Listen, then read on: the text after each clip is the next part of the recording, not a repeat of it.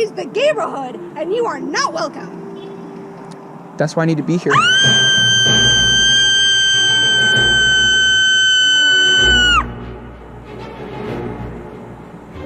You need Jesus, ma'am.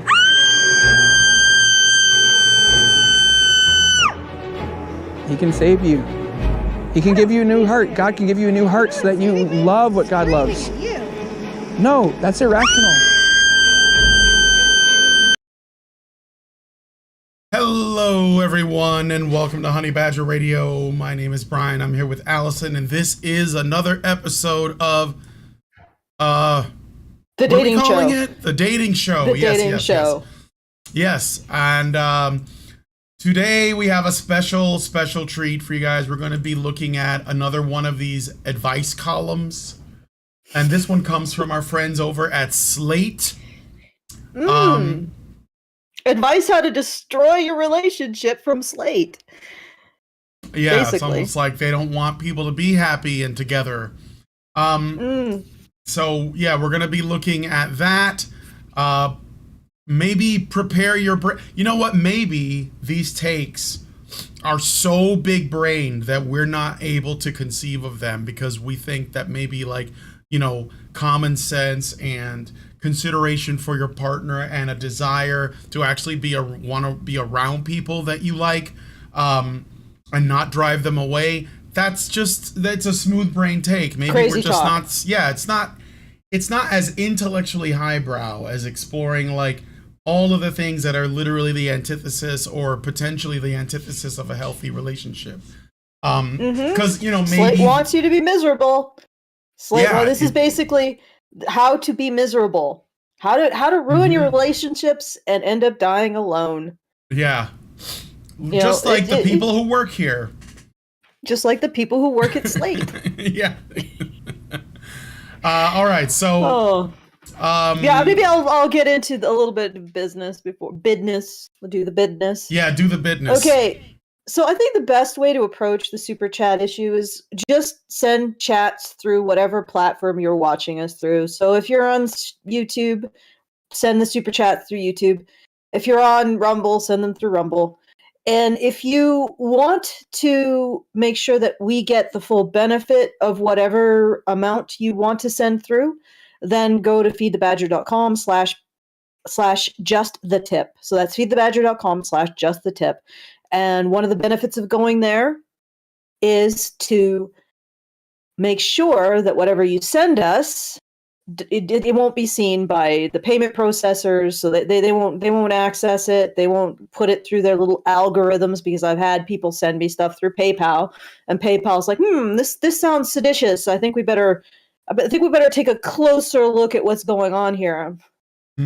And of course, YouTube yoinks whatever it doesn't like and then gives it to whatever charity it thinks deserves it more. Yeah. So if you want to make absolutely sure that your statement gets through, go to feedthebadger.com/just-the-tip.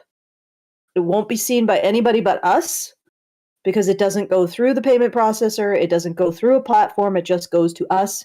And we receive the full, or almost the full benefit, only minus the fees, of your actual amount. So if you have a message that's maybe a little longer, don't write a novel, please, though, or may have things that can't be said in text form, or if you want to make sure that we get more benefit of what the resources you're providing, then go to feedthebadger.com/just-the-tip. And you can also do tips after the stream is ended. Unlike YouTube or Rumble, we can still receive through feedthebadger.com/just-the-tip after the stream is over. So go there, please, and put something through. All right. So let's go ahead and jump in. So the articles, again, it's from Slate. I'm going to switch over to it so you guys can see. And it's how to do it, and the headline, I guess you could say, is I asked my husband for an open marriage. Now he's being completely unreasonable. I feel a little trapped. Advice from Jessica Stoya. I have questions. Yeah, several questions. I have several questions right off the bat. I asked my husband for an open marriage. Okay.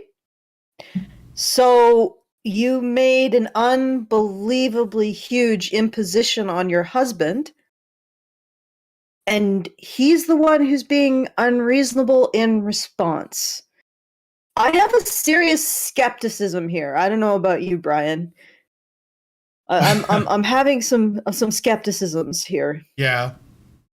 Yeah, and she's the one who's feeling trapped. Okay. Yeah, right. she's the one that feels trapped by commitment. Okay, so this this hour, maybe an hour and a half of Honey Badger Radio, it is the space and time in which we situate the consequences of women's choices with their actions and their decisions. Mm-hmm. So this is possibly the only space in the world where we will tell this woman what she did wrong and what she's doing wrong. And the fact that she is being an asshole. I have like there is like a clue of one thing she did wrong right off the bat. I know you shouldn't judge a book by its cover, but just the headline kind of jumps out at you as to what it might be that she did wrong. But I don't want to presume anything because maybe I just need more context. I know I understand that more nuance. We need nuance. There's nuance here that we're not seeing. There's context because, as we all know, just saying the word context makes things in upside down world seem legit. So okay, I get you said. Yes. Do you want to read the? I'll do the reading. I will do the reading. All right. Here we go. Go ahead, do it.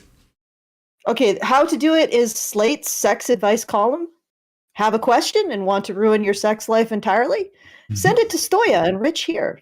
It's anonymous. So there you go, guys. You want to absolutely destroy any possibility of a fulfilling relationship or sex life? Ask these people. Dear How to Do It. I was raised in a very religious home where sex and dating were completely taboo. Even dating? Were you Amish? I don't even think dating is taboo in the Amish. Okay, yeah, whatever. that's a little exaggerated. I'm sensing some BS. I'm already getting the and then they clapped vibe from this. Like I'm already starting to get the BS vibe here. That this is probably this individual doesn't exist at all.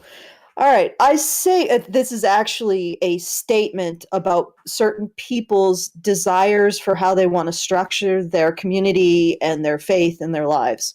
It's a condemnation of those people rather than being a legitimate question is what I'm getting at. I have a skepticism. Anyway, I saved myself for marriage. My personal beliefs don't align with this, but I thought I had no choice. Yeah, you sounds always like have a you choice. problem. Yeah, you always have a choice. Always. I wonder why. I wonder what movement is telling you have no choice when men 2,000 years ago told you to do something. Because you do. You always have a choice. After a decade of marriage and hating sex, I asked my husband if I could explore sexual experiences and experiment with other people if the chance arose. He enthusiastically agreed, but said he didn't want to hear details. Okay. I have thoughts. Yeah. I have a lot of thoughts here. One, you thought you had no choice, and yet when you said to your husband, "Hey, can I go sample some cock?" He was like, "Yeah, sure, baby. That sounds like a fantastic idea." I was hoping you'd say that. Jesus Christ. I was waiting 10 years. It took you 10 years. I was hoping on day one. Like, who was stopping you? If your husband was enthusiastically agreeing to your sexual interests, the moment you jump, and this isn't just like, yeah, can we, can I wear like a merry widow in bed? I mean, what you would normally expect extremely religious people would start with, just like, can we bring in toys, costumes? Like you'd think that extremely religious people would start with spicing things up with the monogamy. You know what I mean, Brian? You get what I'm getting at? Yeah. Maybe doing a little bit of, I don't know, a French maid outfit. Who knows? Maybe fireman outfit, something Try like to that. But spice things up, right? Yeah, exactly. But in the context of a monogamy, you'd think that's what religious people, that would be the first move that an extremely religious couple would go towards when it came to sexual thrills. But no, she jumps right into the deep end, right into the cuckoldry. Yeah, right. You know, by all accounts, according to people who write these articles and probably rich of how to do it, cuckoldry is something that requires a refined sexual palate. But we're going to go right into the deep end, I doubt that this has anything to do with her supposed religious background, which is interesting because she's not being specific on what religion, but I doubt that because religious people that I've known and been with are some of the freakiest. So I don't think it's that. I don't think that's the issue because it's about appetites. It has nothing to do with like whether you're religious or not or what have you, right? I mean, like, man, Catholic schoolgirls are crazy. But it's true. Yeah. It's true. Okay, I have no reason to disagree with you. Yeah. but I'm just saying. Yeah, go ahead. This seems to be a little bit like I'm not buying maybe it. you're right. Maybe you're right. Maybe she came from an extreme religious background and then was always wanting to jump into the deep end. I assume he comes from also a very religious background as well.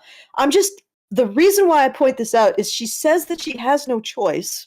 Yeah, right, of course. That she had to save herself for marriage. But else when she asked, else something. But then when she asked the man she married, "Can I go have sex with other men?" He's like, "Yeah, sure. I was waiting for you to ask." Mm-hmm. What a bully for you. What an excellent idea. There's no resistance. In fact, there's resistance towards her doing what she wants. So who was it that was stopping her? It wasn't her husband. No, it was her. It was her. Yeah, for some reason. For some reason. And the other thing is that wouldn't it have been wonderful if she had done that thing before she dragged this unwitting man into her nightmare? But anyway, I should probably continue. All right. Yeah. I asked my husband if I could explore sexual experiences and experiment with other people if the chance arose. He enthusiastically agreed, but said he didn't want to hear details. God. But he didn't want to. What I mean, like, what is that? Does like, he give any credit? But like, is the idea that you want to hear about details, like, even on the table? Like, okay, it's already bad enough that he supposedly enthusiastically agreed, because that means that he had not considered that this might bother him eventually, and maybe he was just like, well, if I can't make you happy, then I guess you got to find your happiness somewhere else, right? I also have a real doubt about the enthusiastic agreement. Yeah, I mean, if agree. this is a real person, if this woman is a real person, yeah, I just don't see it. I don't see 10 years of marriage. Wife comes to her husband. Yeah, I hate having sex with you. I want to go fuck other men. And he's like, bully for you. Mm-hmm. Like, gives her a good firm handshake. You go and find yourself. Like, what? This sounds more like she's covering her ass. And he essentially was like, oh, okay, so you're going to do this. If I don't let you do this, you're going to divorce me and I can't see my kids. Yeah. Well, like, do they even I guess I got no goddamn choice. Speaking of no choice, Yeah, exactly. Speaking of not having a choice. Do they have kids? I guess she hasn't mentioned if there's a family, because they were married for a decade and they were having sex. So if they came from a religious background, wouldn't the sex after marriage be for the purpose of starting a family? Like, if it's for nothing else? So wouldn't they have kids now? So, I mean, you would think that. And if they do, then wouldn't her wanting to fuck other men not only be bad for her husband, even if he, agreed that it's okay, but still be bad for the kids? Like, I don't know. There's a lot wrong with this. Yes, there is. Yeah. But if they do have kids, it's not worth it to her to mention them. Mm-hmm. She must be a wonderful mother. All right, so he enthusiastically agreed. I have my doubts, but okay. You would think that at that point she'd be like, wow, I have a really cool husband. I should do something really good for him. I should be very thankful because 99.9% of husbands in the world would say no, bitch. Mm-hmm. And hopefully a good portion of them would be like, yep, the next thing you hear from me is from my fucking lawyer. But no, she found the one guy who was like, oh, yes, bully for you. You go do that. And then she has absolutely no gratitude for that. None. Like, he doesn't even get any points for this. This is what's so aggravating. Like, yeah, sure, cuckoldry, fine. But why doesn't the husband get any points? You know, why doesn't he get to win arguments? Like, I want to buy a sports car. And the wife is like, but we don't have the money. And then he's like, yes, we do. You just don't want to pay for it. By the way, I let you fuck another man. I'm getting the sports car. How come that doesn't happen? You know? Yeah. How come it never... There should be I mean, that's a bargaining chip. I mean, at the at the very least, you should be able to cash that puppy in. Yeah, you should be able to cash that puppy in for some big stuff, right? Yeah, absolutely. No questions asked, vacation to Las Vegas, that kind of shit like that. But no, men just need to say yes, you can have sex with other men and get no recognition that this is an incredible imposition on him and his life and his expectations and the fact that she married him. Like, I mean, right now, right here, this woman is the villain. Oh, yeah, for sure. I asked my partner if I could fuck people outside the relationship. He or she said yes, and I'm still not satisfied. You are the villain. Individual. What's this person's name? Feeling stuck. If you ever hear this, or if you know a woman like feeling stuck. That's what he said when he saw her as a side piece. Okay. If you know a woman like this, or if you are this woman, you are the villain. If the man says, yeah, sure, you can have sex with other men, you owe him. You owe him big time. And you, at the very least, owe consideration to whatever emotional fallout he experiences as a result of that.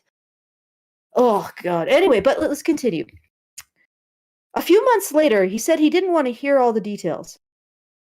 He did want to hear all the details. A while after that, he said he didn't want me to do it. He keeps changing his answer. Oh, my love of... Yeah, and you keep changing your answer. When you first got married, you said, till death do you part, and that you would be true to each other. And now you're like, no, I want to have sex with them. You changed your answer first. Yeah. And you put him in a position where he was going to experience something probably never experienced before, so he didn't know how he was going to respond to it. This is nonsense. Oh, God. How is it that... Husband allows me to fuck other men, but then decides that he has like a shred of self-respect and says, you know what, I don't think I'm okay with this. Women most affected.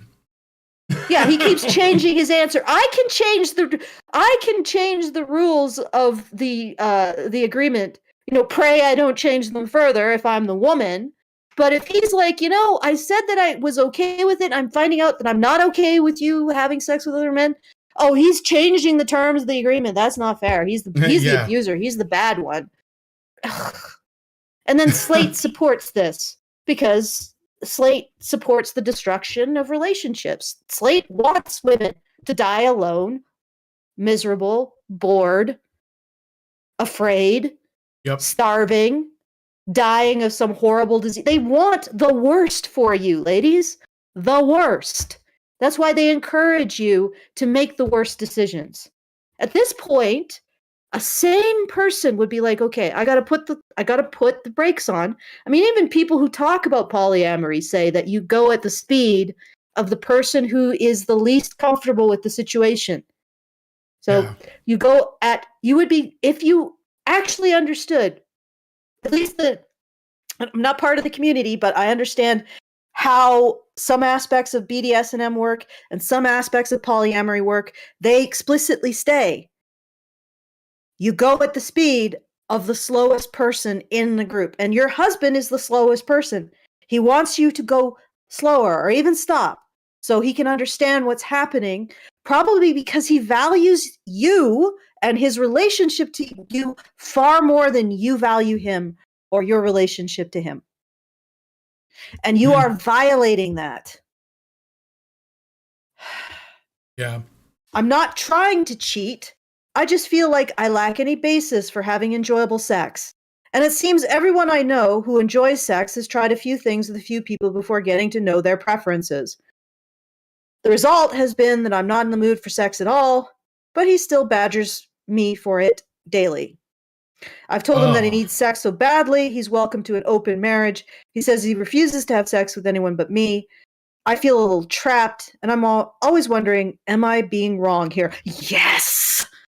You are so wrong. My You can't conscience. even see the shores of being right. You Yeah. are so wrong. You are beyond the event horizon of the black hole of utterly goddamn wrong. There may be no retrieval for you, especially since you wrote to Slate, who want to leave you miserable and alone. That's what they want to do. These people don't care about your happiness. They love the thought of destroying it. Why would anyone write to them? I don't know. But you are wrong.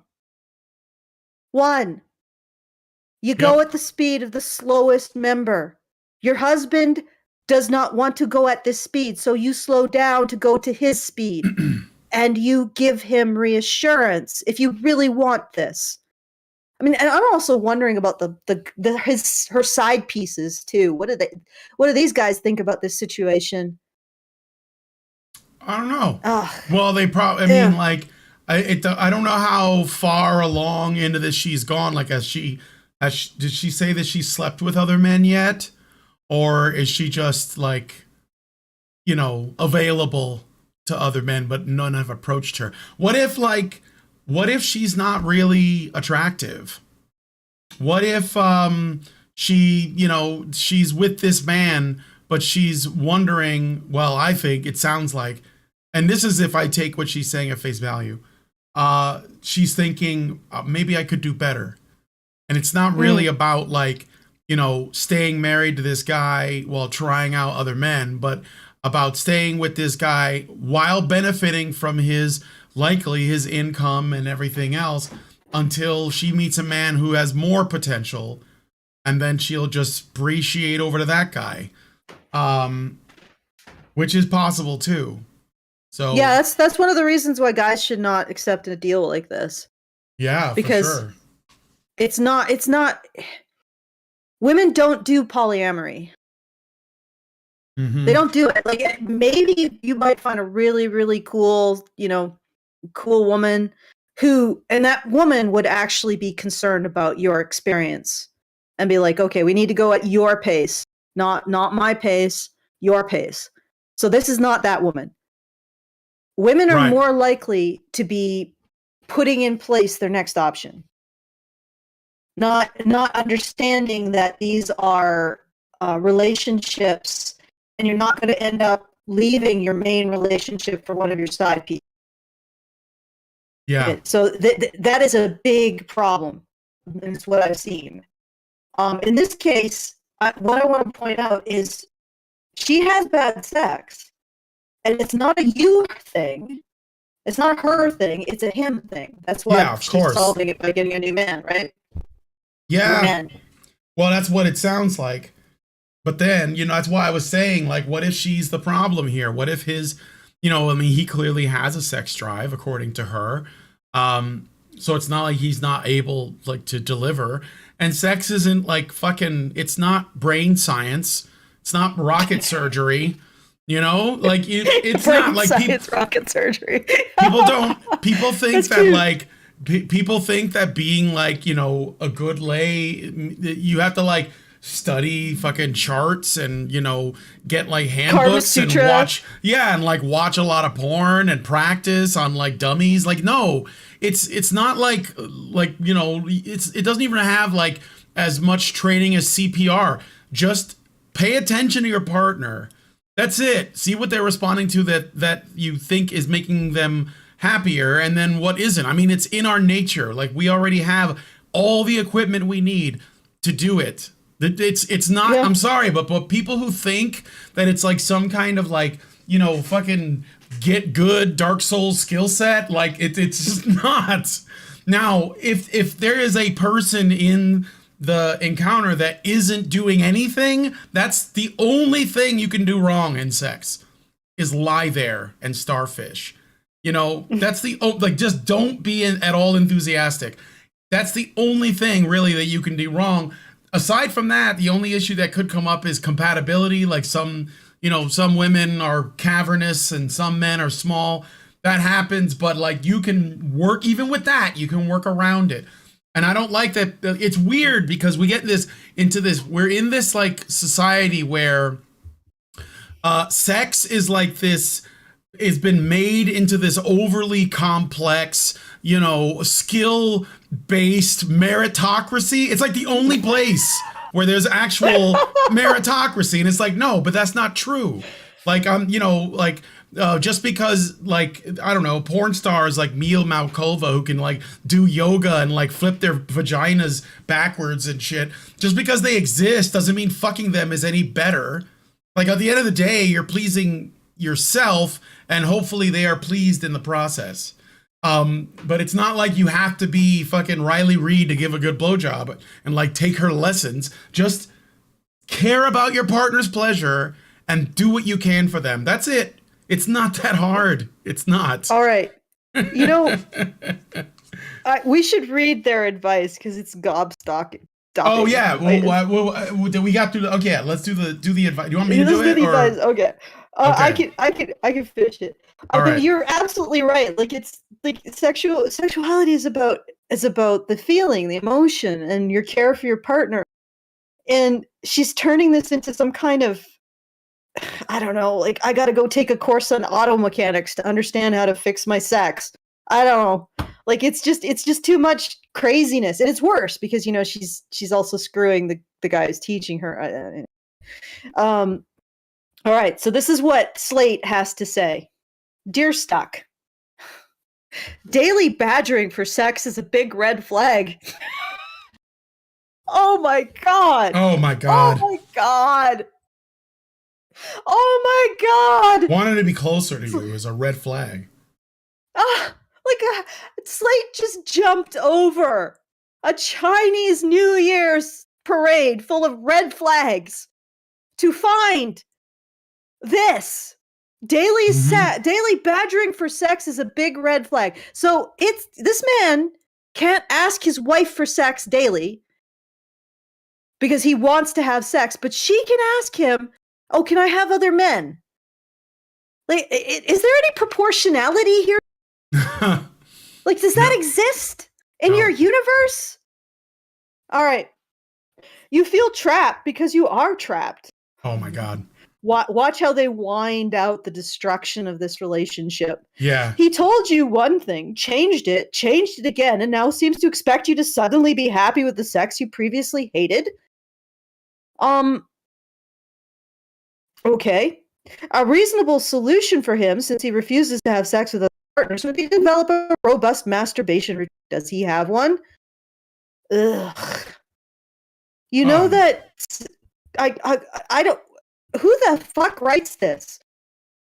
Slate, do you understand? Well, actually, the Rick woman or Stoya, do you understand that sexual pleasure for humans isn't about only nerve stimulation?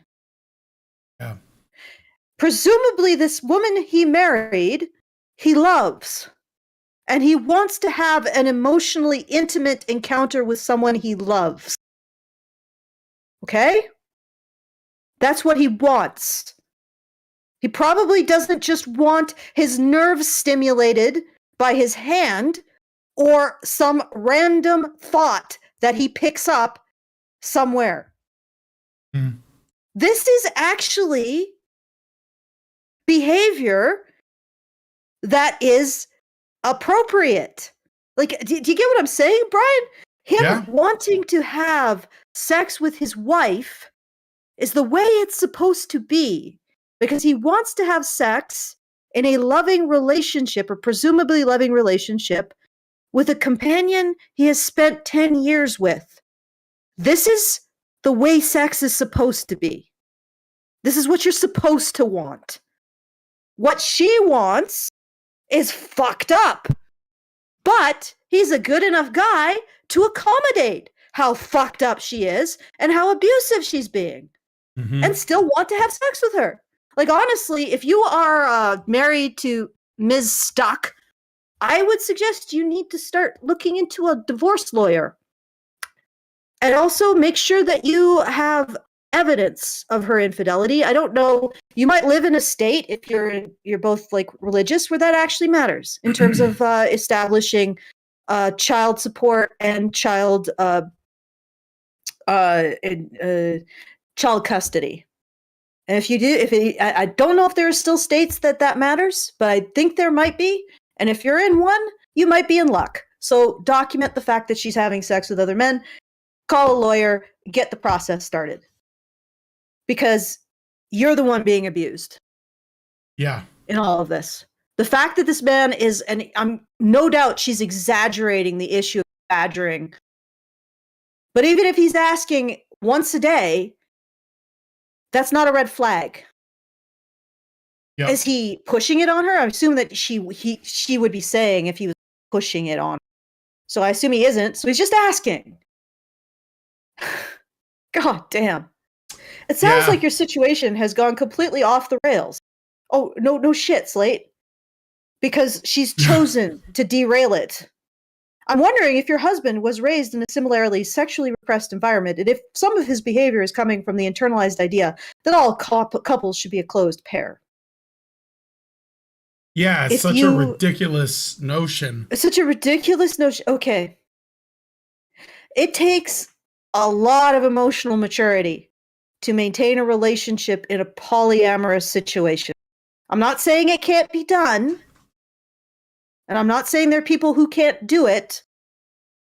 But it's difficult. And when I think about that situation, I'm like, so you basically quadruple your baggage. What's the point for some additional sexual pleasure? Unless you're genuinely the kind of person who can especially if you're a love man. multiple people. Especially if you're a man, because you got to pay for 3 or 4 chicks. I don't know, man. That sounds expensive to me. It's also possible that he wants to be open and have the opportunity to, but is so deeply naturally monogamous that he's bloating in awful ways. All right. At least Slate admits that he might be a human being. If you want to preserve the marriage, a couples counselor is top priority. No, God. A couples counselor who will basically just say that he should accommodate whatever she wants. If you want to preserve your marriage, take responsibility for the fact that your sex life is wretched because it's your fault. Okay? Yeah, and then work on that. It's not all his responsibility.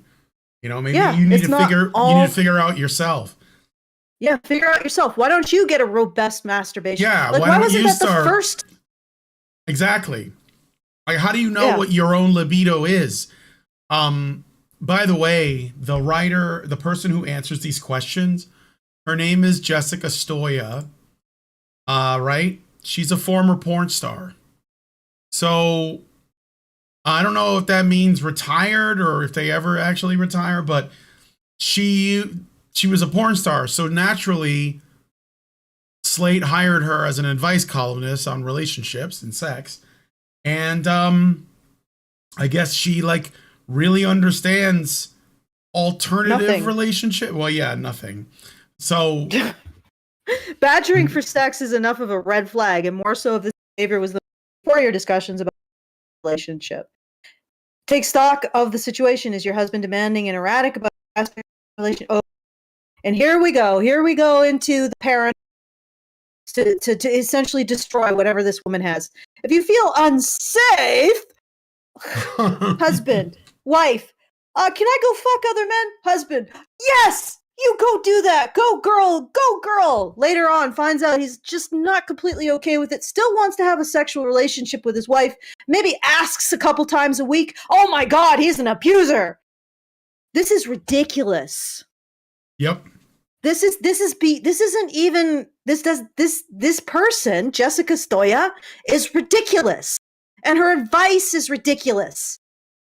Once again, no credit to the husband for being like, yeah, okay, you want to have, I guess I'll accommodate that. No credit whatsoever. Are you going to now say that he's a control freak? That he's driven by jealousy? Just because he experienced something he never experienced before and was like, oh, I don't know. Like, it's like they're at the deep end of the pool, and his wife is like, yeah, we're fucking diving in.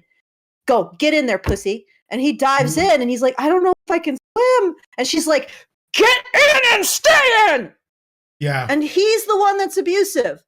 As he's trying to, like, get out of the pool, and, like, I didn't know before I dove in that I actually could well enough to deal with, like, shark-infested waters. And she's like, fuck you, you're an abuser if you don't tolerate this thing I shoved you into. What the fuck is their problem? Am I being too loud? My husband said that that was a little bit, but that's okay. Okay, all right.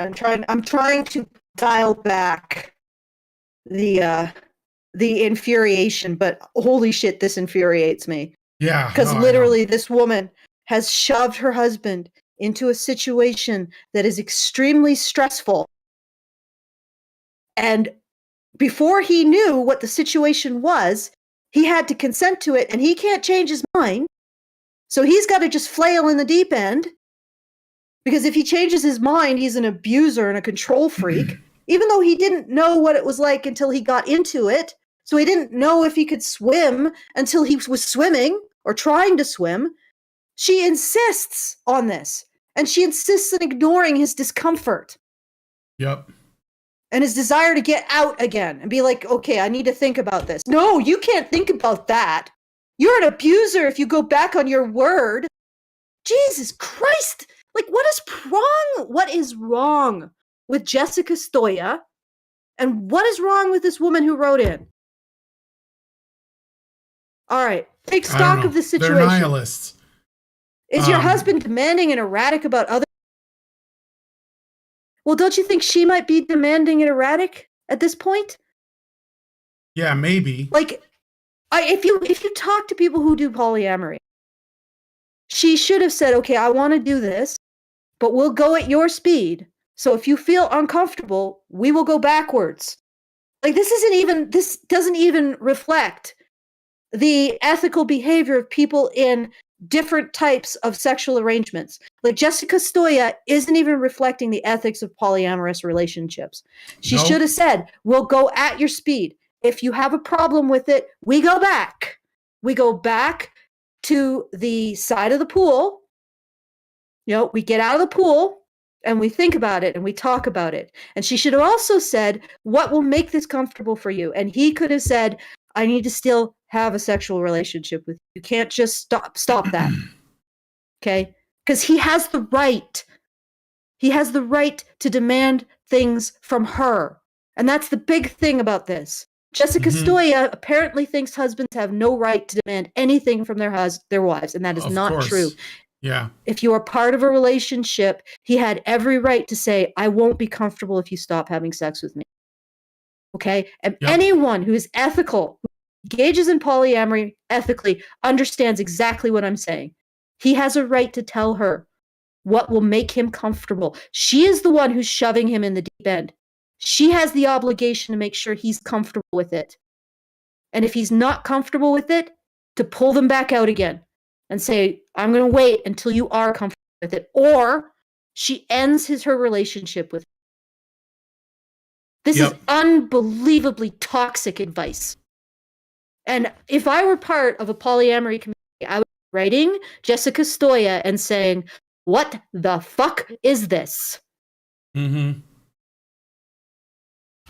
It's like basically she's like, if you use an analogy of the BDSM community, if you're a female dom, your male subs don't need safe words. Go ahead and do whatever you want to. I'm pretty sure the BDSM community would like, wait, whoa. I don't think so. Same difference. She doesn't know what she's talking about. She may be a porn star, but she has no idea how polyamorous communities conduct themselves ethically or anything else, no doubt. Yeah. Porn stars aren't necessarily experts in everything that has to do with sex and relationships. Well, of course not. But I think that like outlets like Slate give them undue authority to speak on these kinds of matters, because the idea is that, you know, well, for the sex is just like a thing that you do for pleasure. It has no other, you know, meaning for the folks at Slate. That's why they don't, again, why hasn't even the potential topic of family come up? Well, because to the woman who wrote this, if there are kids, they're not important because this is about her. And if there aren't, why the hell did she save herself? Like, I don't know of any other reason to do it, except, again, to ensure to your husband that the kids that you have are in fact his, even though that also is should be in question, especially since she was willing to basically like propose an open relationship. So, well, I mean, she could have waited a couple years after her last part to have, and then he would know the kids are. But yeah, but I'm saying like, you know, at this point, paternity tests are probably in order. But this is the final thing that Jessica Stoya has to say to this woman. If you feel unsafe, there shouldn't be any shame in going to a friend's place or a hotel. That's freaking ridiculous. Read your letter out loud to yourself. Pretend you're a stranger reading it. Are you worried for the writer? If your gut says yes, go. Okay, so Jessica Stoya hates relationships, attempting to destroy this one. But let's take her advice. I'm going to swap genders for this letter. Dear How to Do It. I was raised in a very religious home where sex and dating were completely taboo. I saved myself for marriage. My personal beliefs didn't align with this, but I thought I had no choice. After a decade of marriage and hating sex, I asked my wife if I could explore sexual experiences, experiment with other women if the chance arose. She enthusiastically agreed, but said she didn't want to hear details. After a few months later, she said she did want to hear all the details. A while after that, she said she didn't want me to do it. She keeps changing her answer. I'm not trying to cheat. I just feel I lack any basis for having enjoyed. And it seems like everyone I know who enjoys sex has tried a few things with a few people before getting to know their preferences. The result has been that I am not in the mood for sex at all, but she still badgers me for it daily. I've told her that if she needs sex so badly, she's welcome to an open marriage. She says she refused to have sex with anyone but me. I feel a little trapped, and I'm wondering, am I being wrong here? Sounds quite different, doesn't it?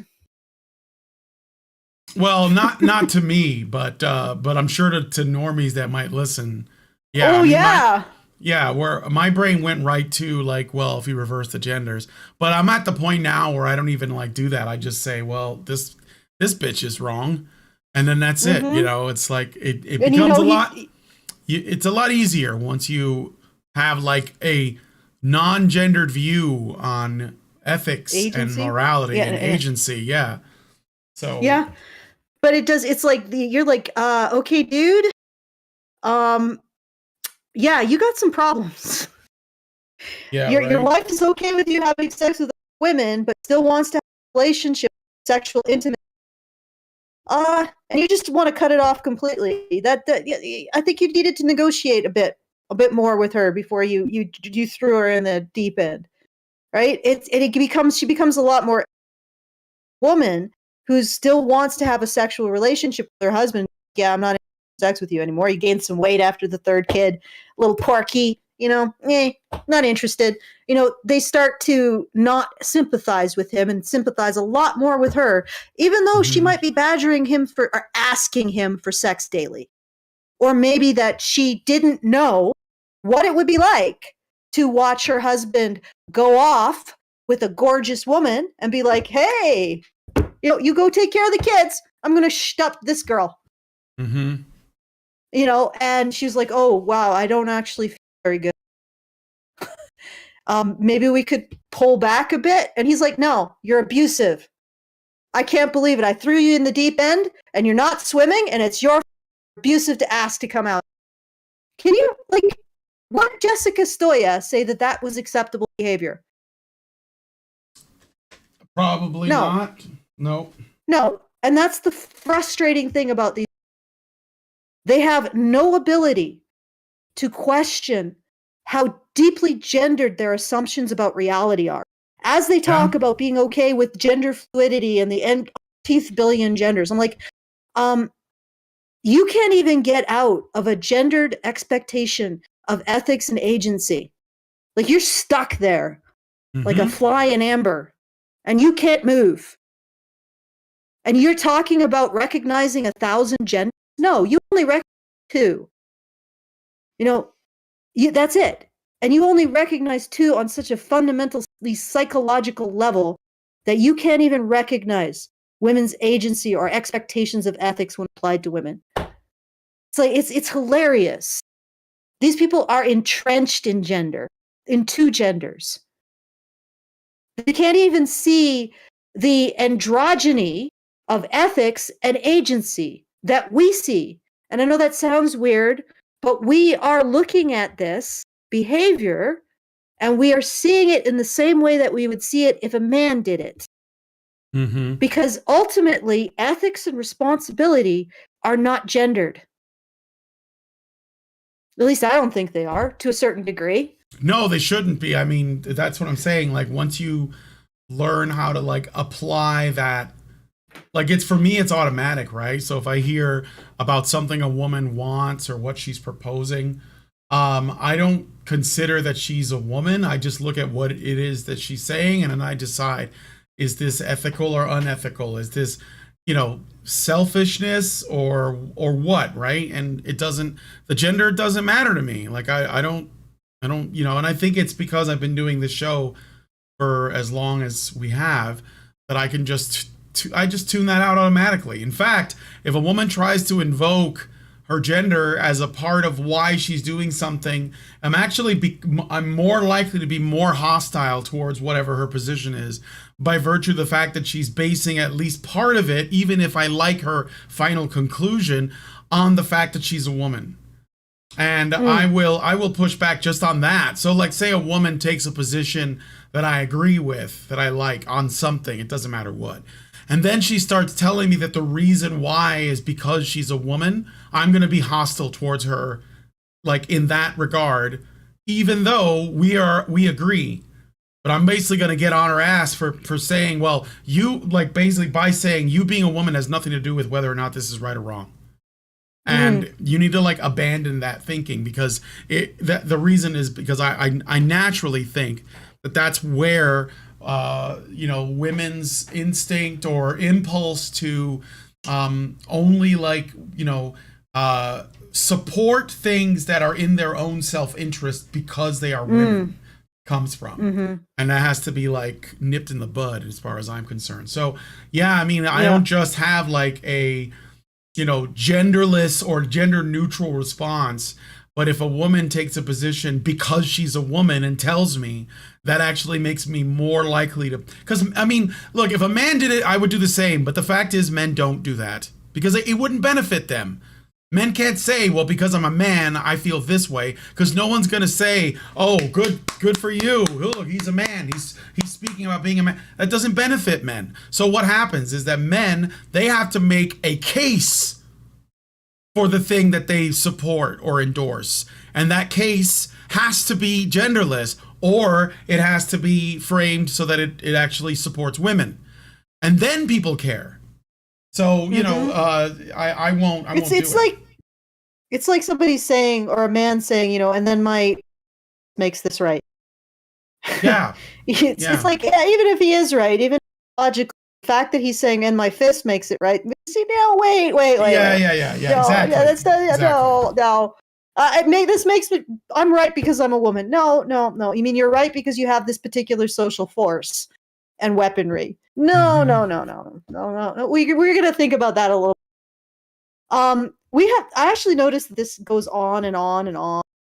I mean, Slate really loves the destruction of people's relationships. Although I'm sure they probably throw in some milk toast. Oh, you just understand yourself and your partner a bit here and there. But the next one I thought was really good to read with this one. Yeah, real quick before we jump into that, I do have some super chats and I have a Rumble rant. I have a Rumble rant. Oh yeah, and I have as well. I should just double. I think the last thing I would say that sort of like culminates why this Stoya person is a terrible advice columnist. She didn't even ask her, are there children involved in this marriage that you've been in for 10 years? Like, because if there were, like, first of all, if this Stoya person was at all, like, not just, like, you know, intelligent, but more than that, like, she actually gave a shit about, like, relationships and marriage and family, the first thing out of her mouth, the first thing should have been, are there children involved in this? Do you guys have kids? I mean, you don't, obviously you can't answer because I'm just responding to your letter. But you could also say, if you have kids, this. If you don't have kids, this. You could say that, but I mean, it doesn't even come up. She literally doesn't care if there are children in this situation. And obviously, the writer of the article, the writer of the letter, the questionnaire, or whatever, the woman who asked, she also doesn't seem to think that it's a detail worth noting. But that would have been my first instinct, is be like, well, what about, are there kids? Do you plan on having kids? I mean, why are you married if you're not going to have kids? Not that I don't think you can be married and not have kids, but like, isn't that like one of the main reasons why people get married? It's one of them. So anyway, other than like the tax breaks, I guess. Okay, so I do have some super chats and a Rumble. Should we? Oh, can I just make a final statement? Yeah. All right. So one of the things that I want to point out is the individual is not, he doesn't tell her, she doesn't correct her. People who have sex outside of marriage don't necessarily know what they like better. Okay? Yeah. You can find that out with your partner. So that's not necessary. This is an incorrect about the situation. And that's the first thing you should have done, is try to work with your husband to figure out what you enjoy. Not go immediately to placing him like he is the problem, because I guarantee he is at best a quarter of the problem. You are at least 3/4 of the problem if you're not enjoying sex, because that is a you problem, not a him problem. And the funny thing is that Stoya gets it right, at least in part.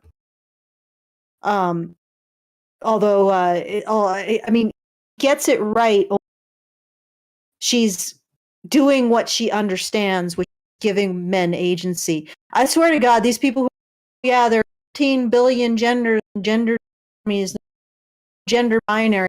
They gender literally everything except blue and pink. And somehow they think they take the most superficial aspects of how we delineate gender, and they superficial, and then every other profound aspect of gender, some intractable aspects that don't necessarily have to do with biology. I'm pretty sure that women can comprehend ethics and responsibility, and they keep them gendered. It's the most bizarre thing I've ever seen. It's like they know that they're incapable of actually questioning some of the fundamental aspects of how we gender ethics and agency.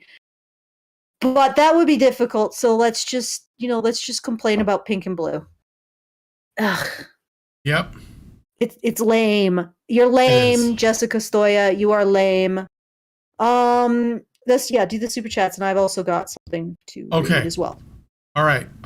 So super chats, appreciate them. Senior Sticks gives us $2 and says maybe he said yes and she wrote the article anyway. And with regards to what? Maybe. I mean, maybe. I'm sorry, because that was from a while back. So. Oh, okay. All right. So it might be referring to a different article. Yeah, maybe. And then Senior Sticks gives us $2 and says in panda relations, the female can have up to 4 mates. Well, Yeah, that's true about cheetahs too, but I don't know if it's necessarily something that we want to do with humans. I don't. Yeah, I mean, we could just go with what humans tend towards and leave them alone. I'm okay with that. Yeah. And if it just so happens, well, that's the thing. Like, whenever I hear about people talking about, like, some kind of alternative way of doing relationships between humans, whether it's polyamory or whatever, swingers, etc. I don't have a problem with it, but I have to ask, like, well, if people are choosing to do that and that's fine with them, and they're certain that it's not something they feel pressured to go along with and they really don't want it, like there was that one situation, there was a video interview and there was this big woman with her 3 men, and she was pregnant, and they were all in a polyamorous relationship where they all lived together. And they were selling it like this is totally normal and anybody can do it. You just got to be sexually mature enough and all that. And it turned out that one of them, like one of these guys, because like she was pregnant with somebody's baby, they all came together to raise that child supposedly. And one of those guys tried to kill the baby, like was choking it or drowning it or something, and he ended up going to jail. And I was like, well, probably because this doesn't work. I mean, like, should he have probably just said this isn't working for me and left? Yes, but like maybe we shouldn't just pretend like this doesn't require a bit of an anomaly in terms of the kind of people to like manage this. That's all I'm saying. That's what I've been thinking. Yeah, I'm not saying it's right or wrong. I'm saying if you leave people alone and you don't try to pressure them in any one direction, like, hey, have you ever banged a tranny? Well, maybe they don't want to. And that's okay. People have preferences, right? But if you just leave people to their own designs, most people are going to do the most boring thing, at least in your mind, which is a monogamous relationship that probably involves having children. And then you're going to get like some of the outliers that want to do different shit. Leave them alone. Let them figure it out. It'll either work for them, in which case they'll be happy, which is fine by me. Let's all just be happy and pursue what makes us happy. Or they will find that it makes them miserable, or they ended up with the HIV, or they ended up getting pregnant. They don't know who the father is, or whatever, right? But that's their choice. That's what I'm saying. Like, I'm all about personal choice. So make it. But personal don't push accountability. which comes with personal accountability. But don't push this shit on everybody because you want it to feel more normal for you. Because I think that's still like a selfish thing where people are like, well, if everybody's polyamory, I won't feel weird about being polyamorous.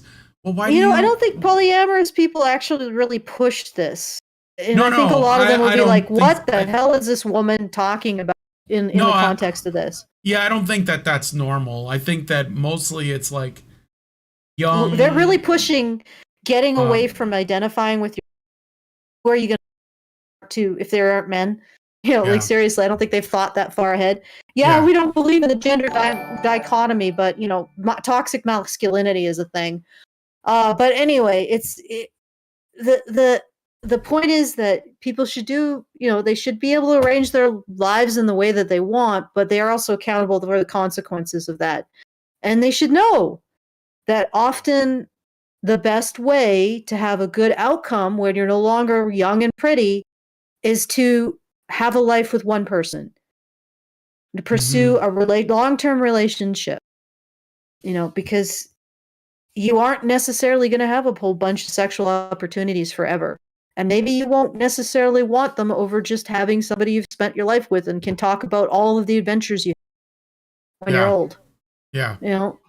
And that in terms of that woman with the multiple, the thing that I have with polyamory is that it seems like the people who would be most capable of managing the emotional stress of that are the ones who are least likely to be interested in it.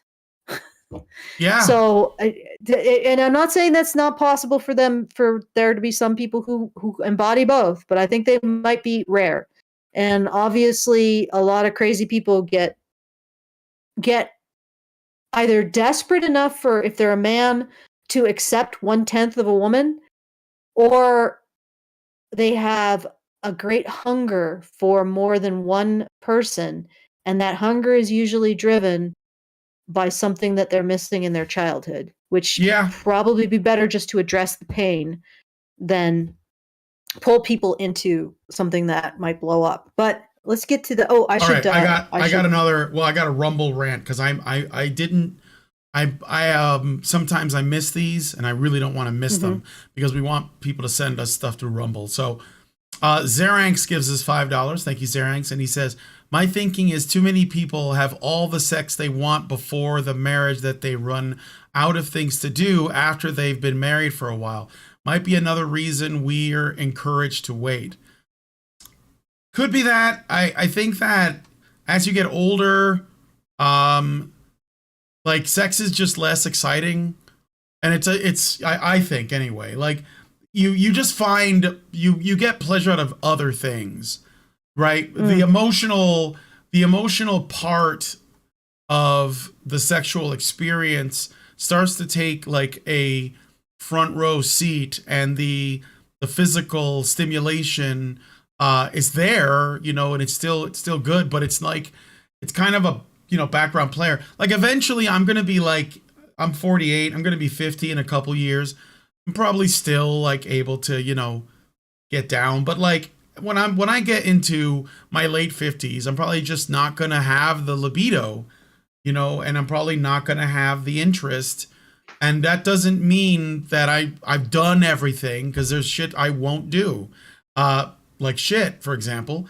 And it's okay. Like it's okay. Like I've had my fun, and it's okay that that's, you know, going to be in the rear view eventually.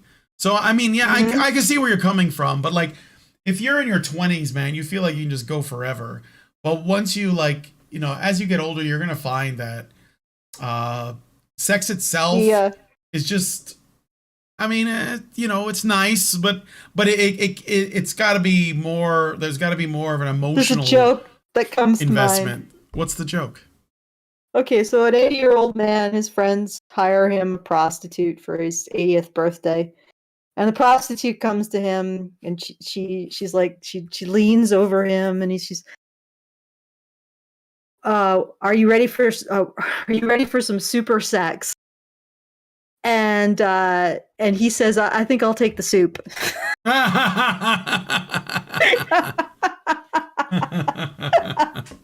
That's good. Yeah, it's good. It happens, you know.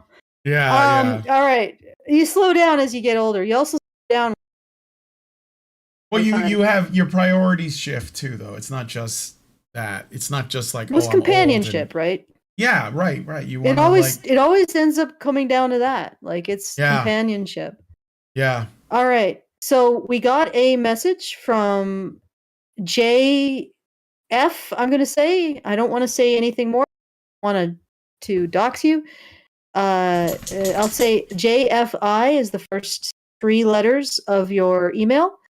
And just a little bite for Allison's peace of mind. So thank you, JFI, and my peace of mind. Also, Brian, Chicago misses you, but good on you for getting out. Thinking Texas myself.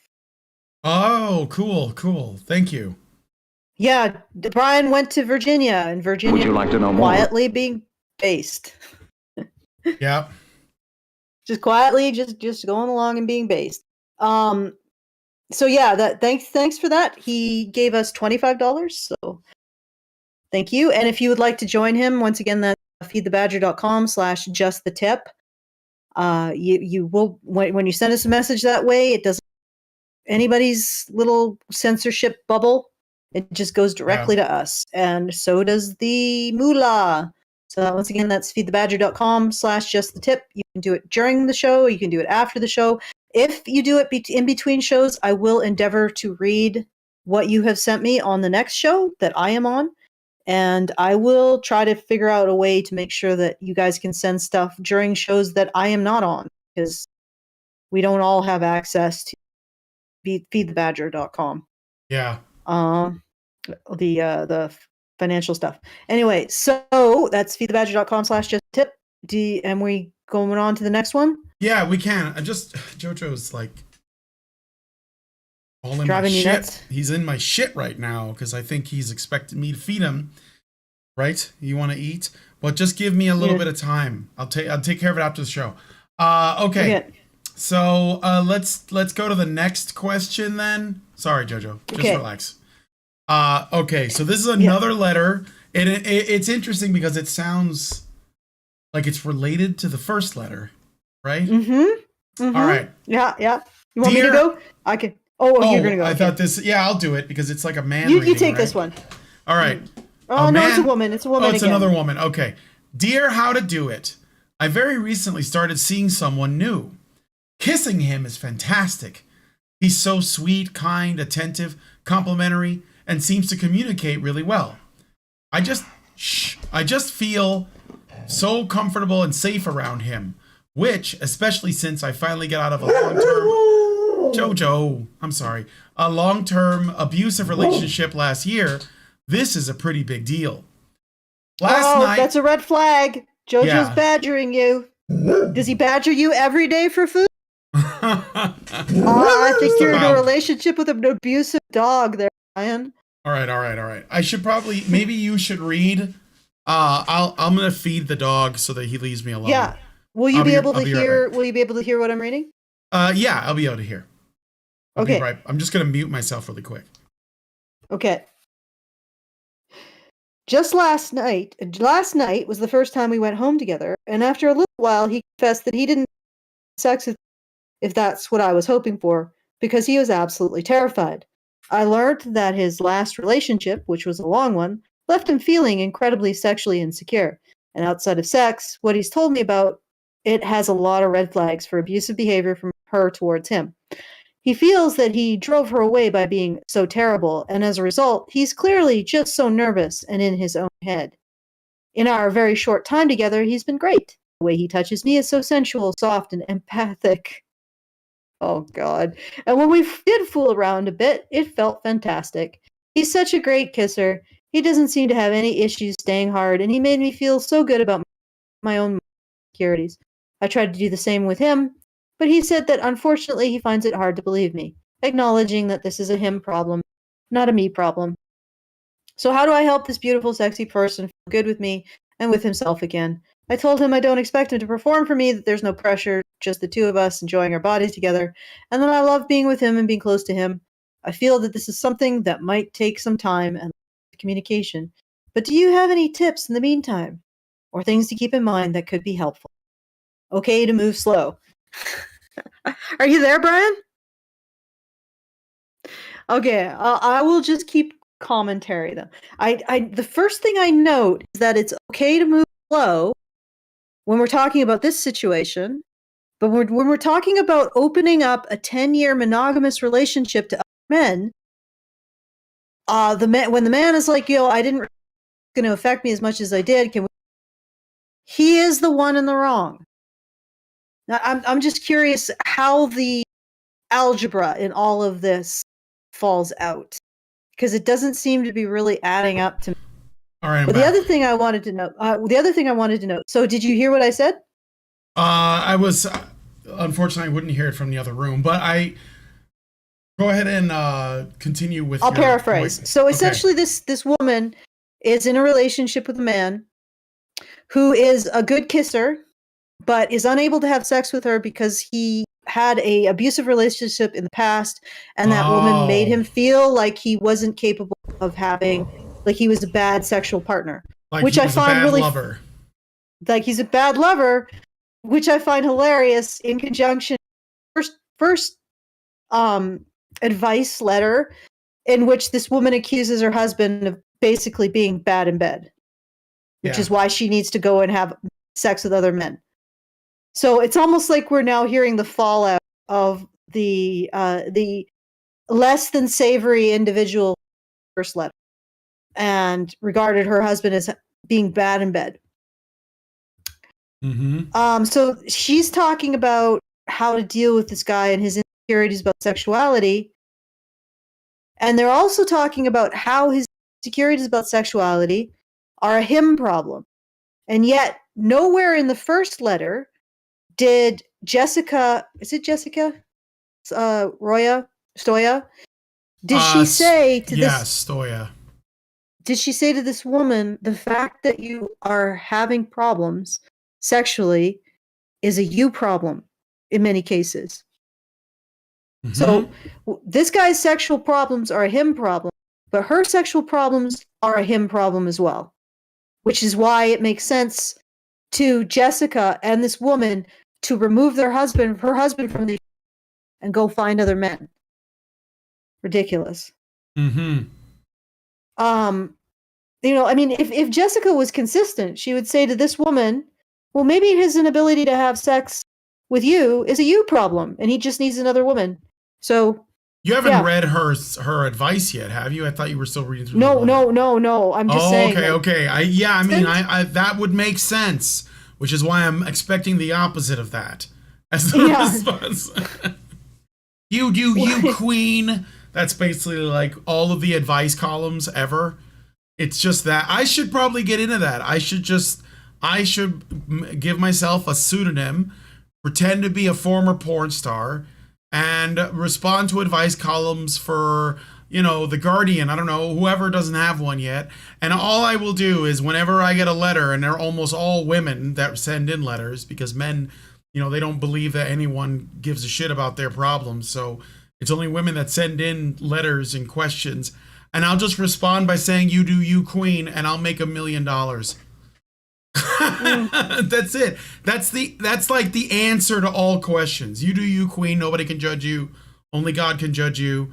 And, not even God. Yeah, not even God, because he's a man. He is a man, and men can't do that to women. So, yeah, you do you. There's no such thing as wrong when you're a lady. So... Mm-hmm. Yeah, there's no such thing as ethics or responsibility when you got lady bits. No. Or even when you just identify as a lady. Just do whatever. Hey, why are you so depressed? It's not like your life has no meaning. Yeah. So, dear okay to move slow. I'm glad to see you mention your partner's acknowledgement that this is a him problem. Oh, because really? the most important thing in all of this is that the men recognize that the source of the problem is themselves in every situation. Even though they're in a relationship with a woman, and you'd think logically some of the problem in a relationship, if you're having a relationship with a woman, might be brought in by the woman and the woman's choices. No, always a him problem. To use one of Emily Nagasaki's frameworks, this is a sleepy hedgehog in his own lap. Oh, God. You can dim the lights, you can walk carefully, you can ask your new beau when he wants and needs, but at the end of the day, his feelings and his healing are a responsibility. So why would he even bother doing it with her? And this is so terrible quote indicates that the therapist might be in order. Anxiety around sex may be the tip of the iceberg. You can ask him if he's considered mental health support and even encourage a couple of times, but remember that taking his hedgehog to the vet is his choice. What? She used a metaphor that makes it complicated and ridiculous. Essentially, she's just saying that his problem that came as a result of the behavior of his female partner in his previous relationship is his problem, not the problem of the woman. Of course. Yeah, and it's true. Like, he's going to have to spearhead ultimately. Just like the woman in the first one needs to take responsibility for her own lack of a happy sex life and figure it out for herself, not try to replace her husband with some random dude. But that wasn't said to her. However, it is said in this case that his understandable leeriness towards sex as a result of being sexually abused is a him problem. So we can acknowledge that when it's a man, but not when it's a woman. And of course, Jessica Stoya probably thinks she's on the avant-garde bleeding edge of questioning gender roles. That's what's so hilarious about these people. Yeah. Walking carefully means being gentle with your praise. It can be hard to hear feedback that's at odds with how we think of ourselves, even when that feedback is more positive than when we feel we deserve. Keep an eye on his body language and facial expressions. Take caution not to overload him. Okay, fair enough. That's reasonable. That does seem kind of reasonable. Yeah. But consistency in actions and keeping your word will prove your commitment, which should help him develop security in the relationship and trust in you. Say what you mean and do what you say you will. Meanwhile, exercise patience as much as you can. Healing is rarely a direct upward progression and can feel more like a bouncing ball. If he seems to be making progress, then reverses for a bit. That's okay and expected. Okay, so now Stoya can recognize that being told that you're bad in bed is traumatizing. But the first letter,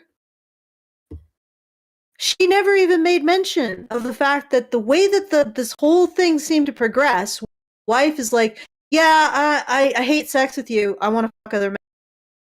Yep. You don't think you need to stop there and say, whoa. Okay, that's a bit harsh. It might take some time for him to be able to accommodate that. That's why I think the first letter is where the guy in the second letter got, we're talking about the same guy, basically. This is after he's divorced his wife, found another woman, and is dealing with the fallout of her being an utterly unrepentant asshole to him. You're bad in bed, and I'm gonna. Yeah. And if you have a problem with that, after you've supposedly agreed to it, I'm not going to back off and say, even though that is part of the ethics of polyamory. It's like a dom with a sub, and the sub is like, my safe word is banana. But I do agree to, you whipping me. And then the sub says banana, and the dom is like, but you agree. Yeah. And you agreed to the first 10 lashes. Like, there was no discussion about him having the ability to. Man, can we slow it down? Mm-hmm. And then this is completely unreasonable. It blows my mind anyway. And make sure you're taking care of yourself in your own. Say that you've been through an abusive relationship. That outside of this relationship, are you in therapy? Have you talked through it with trusted friends? Do you know what your known needs are? And crucially, are you getting them met? I think you both got this. Ugh, so banal. Honestly, what I'd say to the guy is, if he doesn't feel safe with her, there's probably a reason. Honestly. Like, I know that he's had trauma in his past, but it's entirely possible. But this woman is also giving him bad vibes. He could be, it's possible that he was drawn to her for that, because of his own unresolved trauma, right? So it is possible, which of course would mean that the most common sense answer would be something like, talk to your man about this or that, or what, did you know this before you got involved with him? Like, why did you think that you could fix him? Because that's another thing that I think women do, with these guys. Like, they're like, oh, well, he's damaged, but I'm for some reason that attracts me because I like to treat the men in my life like I'm their mother, and also I can fix him. That's literally what the plot of 50 Shades of Grey is, isn't it? I don't know. Of course, I didn't read the whole thing. It's like trying to repair a baby bird, but that's got a broken wing. When I read it, I realized that there is an enormous disconnect between what the average woman apparently finds attractive and what I find, because I found Christian Grey to be the most unattractive. Like, yeah. I could not. No, I get it. He just was so unattractive. Like, I couldn't have a visual of him at all because it wasn't really well written, at least not in that way. And his personality and his behavior was just like, ugh. Yeah. Just viscerally repulsive. But so when we read it in the Patreon Discord, we changed him to Captain Greybeard. And his saucy wench. And that was a lot more fun. That was that I could, all I know for 50 Shades of Grey is that I don't understand what the average woman finds attractive, which maybe makes me not the best person to talk about relationships. I don't know. I honestly think that 50 Shades of Grey is sort of bland. Actually, it doesn't even raise enough to be offensive. Ugh. Yeah. Ugh. And I didn't read very far into it, but yeah. So that's a thing. I don't think the second one is really that offensive. Probably because all she does is say, well, his problems are his own responsibility, which is true. It's also true for the first woman who wrote in, but I noticed you didn't say that to her. Yeah, I don't think they can do that. No, There's just a massive blind spot. Like, it's just not possible. Mm-hmm. So Massive blind spot where these people who are supposedly, charting the uncharted waters of gender non-binaryism. Mm-hmm. Yeah. Mm-hmm. Mm-hmm. I think Mm. you're I think you're well, I think they're mostly lame. I mean, if you want to judge them by being able to actually see past gendered expectations, they fail. Yeah. Like they're basically like Cro-Magnon. I mean, this Jessica Stoic is like she can't see past gendered expectations of responsibility or ethics. She's still Nope. applying them. So like, True. but they pat each other on their back about how aggressive they are sexually. I think you're. I think you you want to pretend like you question anything and you really don't. And saying that pink and blue is arbitrary isn't really questioning anything about gender. In fact, it's like the least important aspects of gender or gendered expectations. Like, who cares? Yep. That women, when they wear pink, feel feminine, and men, I don't know, I think they feel more neutral when they wear blue, but whatever. Mm-hmm. Okay, so I haven't received any further just the Super tips. chats. I got a super chat. Super chows. Super chows. Super chows. Yeah. Yeah, if you want to get those super chows in, you got like maybe 5. So feedthebadger.com/just the tip. All right. Go ahead. I got one super chat from Senior Sticks again, and he says, Allison, but Christian Grey will take you to Paris. Yeah, but why do I want to go to Paris? It's full of French. I don't know. I don't know if I'd want to go to Paris today. I mean, 20 years ago, sure. But I don't know. I find travel is kind of overrated. So I'm just being facetious because one of our patrons is French. So. Oh yeah, sure. I get it. Yeah, I don't know. Like I said, I think travel's a bit overrated. There's plenty in probably right outside your window that you can take joy in, and also I can't go to Paris because I'm a filthy unjabberoonud. Yeah. Also, Paris has French people in it, and I don't know if I want to be around that. So. Okay, that's what I said. I just blame them. I'm always blaming the French for everything. So, and the French or the Dutch. I haven't started a case for it, but I don't think it will be that difficult to build. Why French people ruined everything in the 20th century. It goes back to Napoleon, I think, but I don't know. But anyway, so so that I don't know if you are interested, but I do have one other thing that I thought you might be interested in seeing. Yeah. It's a little video I learned about today. I think it's a little bit strange. It's a little strange.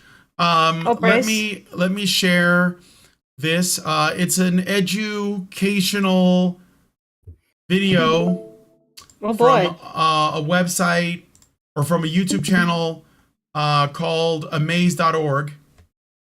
And do you see it? Okay, I see it. It's literally it's 1 minute long. It's 1 minute, yeah. I'll play half of it, and then I'll play a little less than half of it, then I'll play the other half. Tell me when things start to get weird, and I'll pause it for you. So here's like a kid looking at his laptop. Okay. Awfully young kid, don't you think? Yeah, a little bit. Yeah. And there's like, I don't know what that is, but something's popping out of the screen. It's fleshy. It looks like something with herpes. Yeah, maybe, because there's a couple of bumps. And this girl's like, I don't know she's like stalking him or something. For real? Is my brother watching porn? Oh, is that bad? Is my brother watching porn? Okay, first of all, they don't look like they're related at all. I don't know if you guys, is that her step bro? Possibly. I don't know. This seems like it's a porn plot, but this is not a joke. What are you doing, step bro? This is not a joke though. This is not a joke, okay? Oh God. Am I a bad person for watching porn? Yes. Hashtag Askamaze! Absolutely not. Watching porn doesn't make you a bad person. It means you're curious. Whoa, wait a second. Stop. Yeah. I already have questions. Yeah. Why is the brother and the sister now watching porn together? Good question. What? No. That's And they're at the I'm not bus. Comfortable with this anymore. They're at the bus stop in a public place, like really, like on the bench. You know, yeah. It's a bit weird. This is it's a bit weird. And it gets weirder. It gets weirder. It's normal to want to know about sex and naked bodies. I mean, look at this guy's penis. They actually put it out there. This is on YouTube. Okay? YouTube has this out there. What? I'm going to go back and cover it up because I feel like we wouldn't be able to get away with that. Although this channel, amaze.org, just has it out there. And by the way, this video isn't new. It's been up for 2 years. 2 years. Okay. All right. The questions are multiplying. First of all, who is this directed to?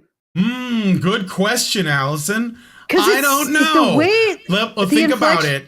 A person who isn't sure whether or not they should be watching porn. Well, that doesn't sound like an adult. As adults are going to do what they're going to do. I've never met any 40-something-year-olds that are like, oh, is watching porn bad? Like, or at least to where they wanted to hear about it from some animated cartoon that features children on YouTube. Ugh. Like the kid doesn't even have any secondary sex character. So I'm imagining this is aimed towards tweens. That's if you're being charitable, that makes sense. Okay. Oh, so you think it's even younger than tweens? Well, I wouldn't. I think that it what I believe is that the people who make this kind of content that are making it in this way are operating under an assumed model that any child that's curious should be allowed to explore their curiosity. So it's not to say that they're saying, well, this is aimed at this age group, but I think what they're doing is they're just putting it out there. And if it just so happens that 6-year-olds are like, oh, I wonder what this is about, they're going to be like, well, they wanted to know, and I don't see why we should keep it from him. You know, it's almost like what that whole bill in like the public schools teaching sexuality and sex to children in like 3rd grade, like that was kind of the issue that parents had. It's almost like that, but it's on the internet. And I don't know if this is restricted. Like, I don't know if children can't access this, but it does. Pop me the link and I'll find out. All right. Let me just grab it really quick. Yeah, so she goes on to say, you know, like, have you seen this guy's penis? And then they have the penis become erect and become massive. I'm going to skip that, but it is in here. Because I don't know what's going to happen. We're already restricted from kids content. So just send me the link. I want to see if this is restricted. The actual the actual video. I want to find out if this is restricted. Just send me the link here. I already did. It's in the live show chat. Okay, in the live all show right. chat. It's fairly easy to find out because all I have to do is create a private window so it doesn't know that I'm on YouTube. And the answer is no. It's not restricted. It's not restricted. So our content is restricted, but this is acceptable to show to children. Yep. Fascinating. Okay, let's keep going. Isn't it? I'm going to skip the penis bit. Because it's, like I said, I don't know. I think that even though we're literally playing a video that YouTube has already approved and deemed okay, I feel like we'll get dinged anyway. So I'm skipping the big penis bit. Because basically what they do is they say, well, the problem with porn is that, it doesn't present a realistic depiction of sex and sexuality, right? So that's, and then of course these guys with all these muscles and giant dicks, well, they're a problem not because little kids are looking at it, but because it's kind of like, a not realistic view on things. That's the problem with pornography. It doesn't show real bodies and healthy sexual relationships. It's make-believe, and it's made for adults. If you want real info about sex and relationships, put away the porn and go watch Amaze. Oh my God, it's weird. And of course, we have a sexy teacher presenting it. But this is just okay on YouTube. This is just normal.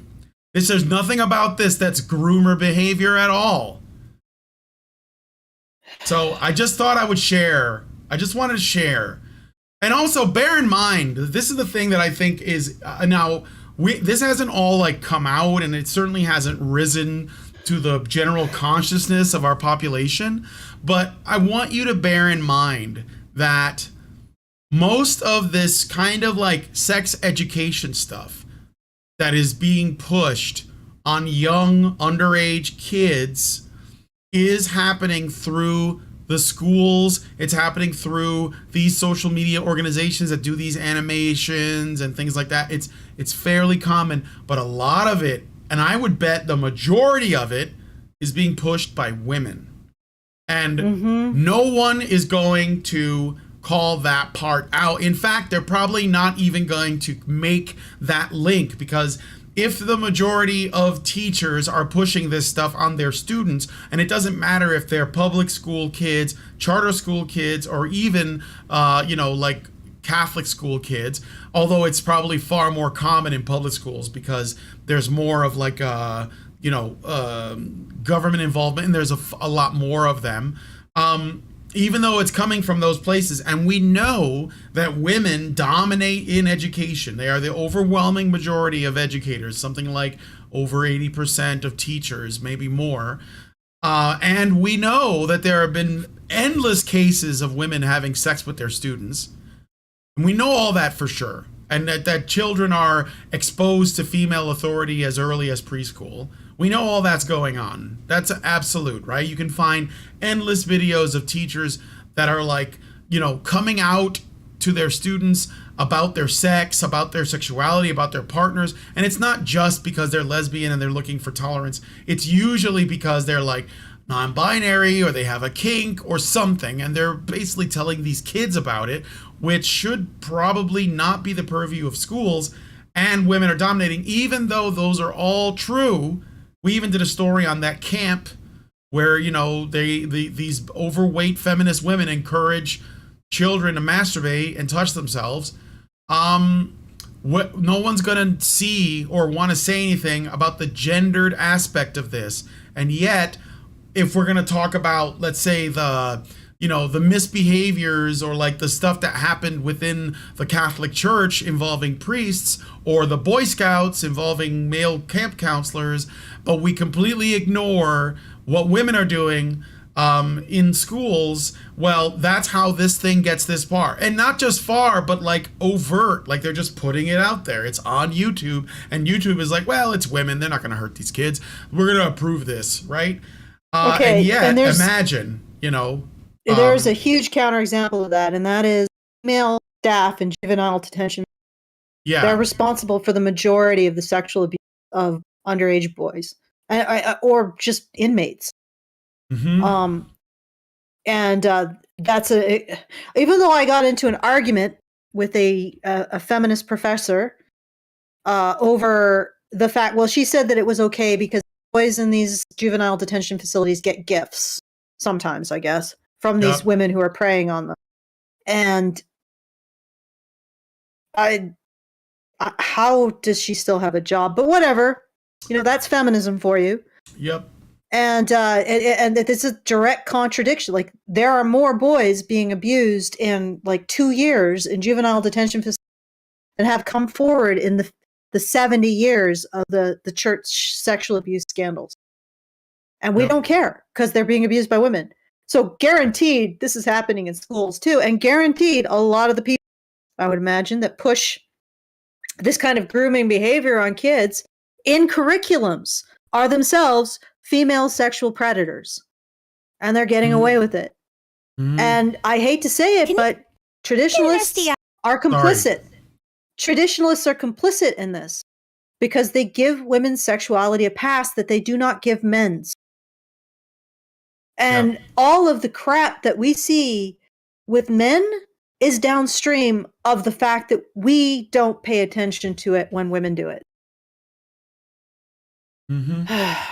And I got a super thing from Michael O. He says, pausing for the PSA banana. So thank you, Michael O. It was for $5. The super chow. And if you would like to give us a super chow, you can tip. Go over to feedthebadger.com/just-the-tip to give us a super chat. You broke up right there, so I had to repeat it.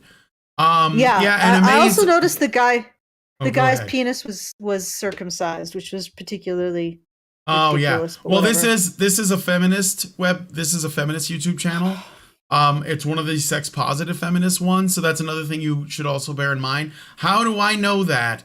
Well, I know that based on the subject matter. Trans Day of Visibility is a video. There was something about virginity, and and they also mentioned circumcision, but I don't know if I want to watch that. Virginity test real?